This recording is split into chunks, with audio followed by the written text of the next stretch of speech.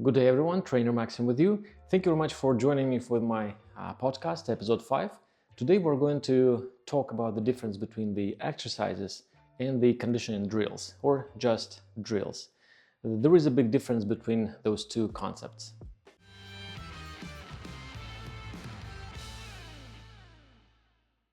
As always, I want to thank everyone who supports my channel, watches my videos, comments, shares ideas. Thank you a lot, guys and girls. Without you, I couldn't have done it. Thank you. Now let's see what's the difference between the exercises and conditioning drills. Well, first let's define the exercise and the drill. The exercise is the activity in which we exercise the ability of the brain to send the electrical signal to that or another muscle in order to initiate its contraction so that we can produce a nice pull. And that is it. That is very simple. Under these circumstances, the brain doesn't care about anything else but sending the electrical signal to the muscle to shorten it as hard as you ask it to do. Versus the drill or conditioning exercises. It's when we first create some certain condition of the body setup. When I ask you to keep your spine tall, keep your shoulders open, keep your thighs rotated, and at the same time I ask you to move one of your legs sideways, thereby I first set up the conditions of the body placement, and after I ask you to produce some coordinated movement. So that would be a good example of a conditional drill, because we're conditioning the brain to keep one group of muscles or five groups of muscles active in order to make sure that the condition we created, condition of the body placement we created at the very beginning of the drill, is met throughout the exercise, throughout the movement we're trying to create on top of that condition, on top of that placement. So now we see that at the same time, while the brain is engaging all the muscles in order to support the condition of the body placement, the brain also engages the other muscle to produce a movement on top of that condition. And that's why it's called conditional exercises, because we want some conditions to stay in place throughout the entire drill while we are performing that or another sophisticated movement. And that's a big difference between the exercise and the conditioning.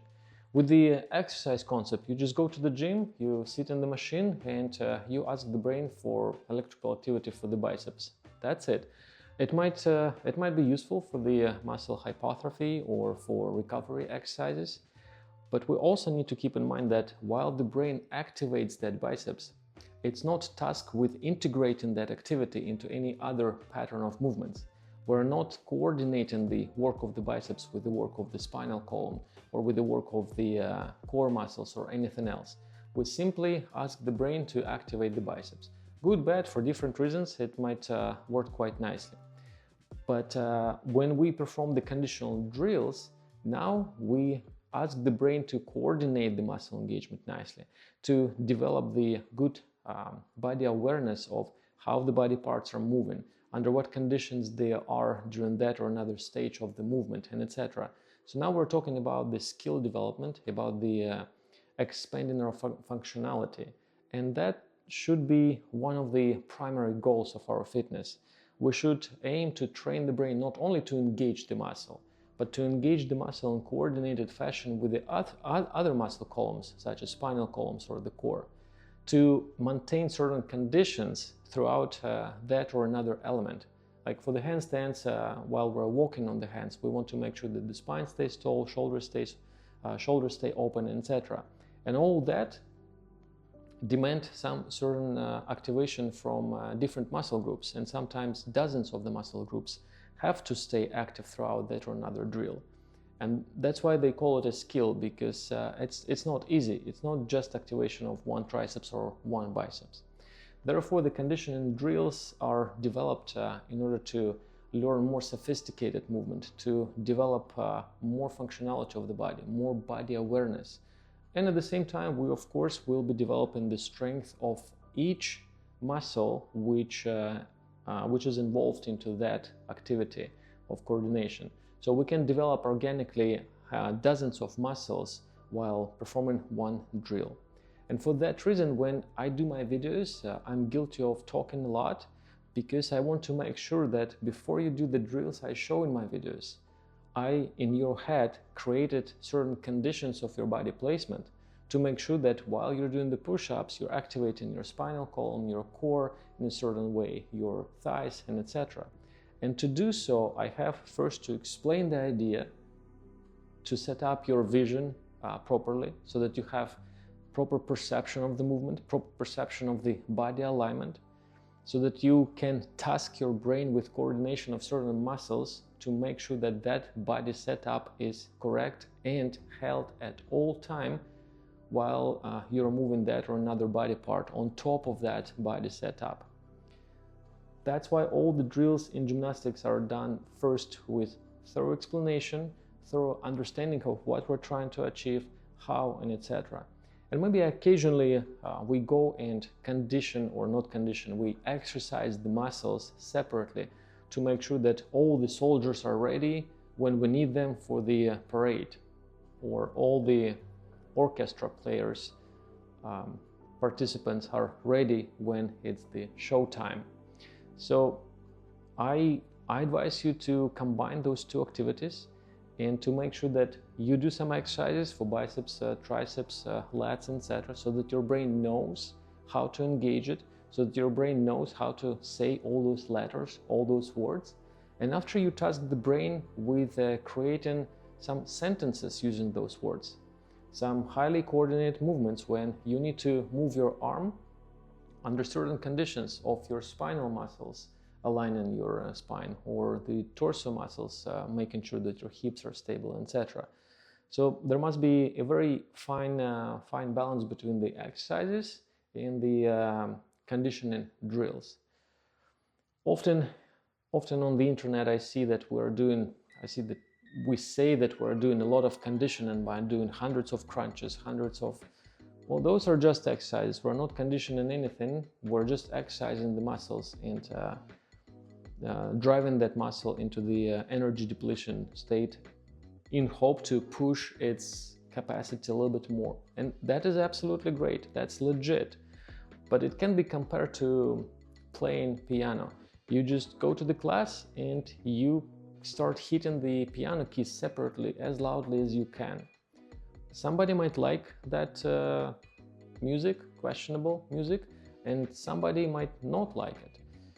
Versus conditioning training, you go to the class and now you know how to hit each piano key separately, as loudly as you can or as silently as you can. And you try to play a melody, you try to hit those keys in the right sequence with the right timing for the right duration of time, with the right strength, etc., so that you can create a Beethoven play, so that you can enjoy the music. And that's where the development of your functionality will start. And that's how you can condition all the muscles engaged into that highly coordinated drill at once. Versus, say, during the gymnastics training, we would typically work on the biceps, triceps, chest. All the muscle groups will be active, plus numerous stabilizers inside the hips, inside the torso, around the spinal column, etc. Now imagine if you were to exercise all those muscles separately. That would take you eternity, because the body has 600 plus muscles and 200 bones only. It's a design flaw, I know, but we have 600 muscles. You will have no time to exercise all of those muscles. So by doing the conditional drills, where you have to engage 25 groups of muscles in highly coordinated fashion at once, you can greatly reduce the amount of time you need to spend at the gym.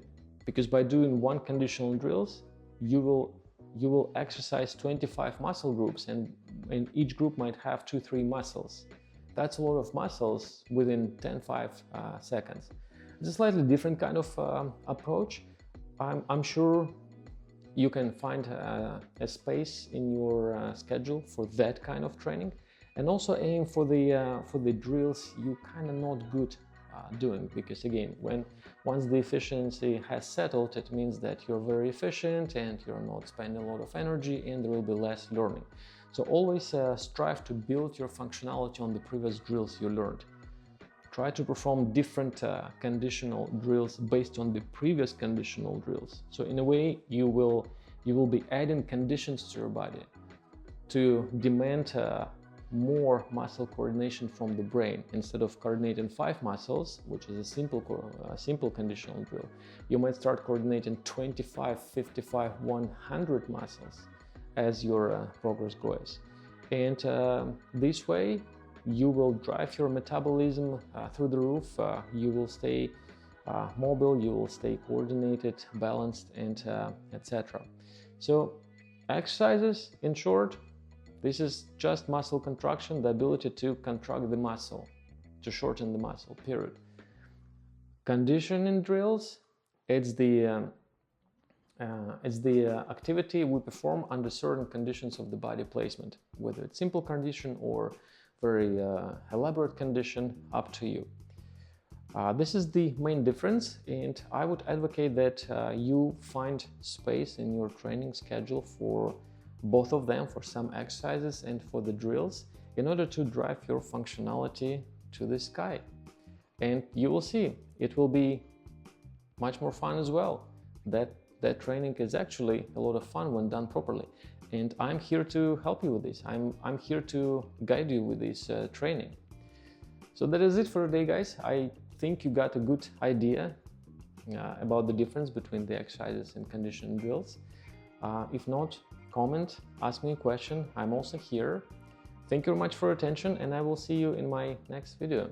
Thank you very much. Trainer Maxim. Go enjoy your day. Bye-bye.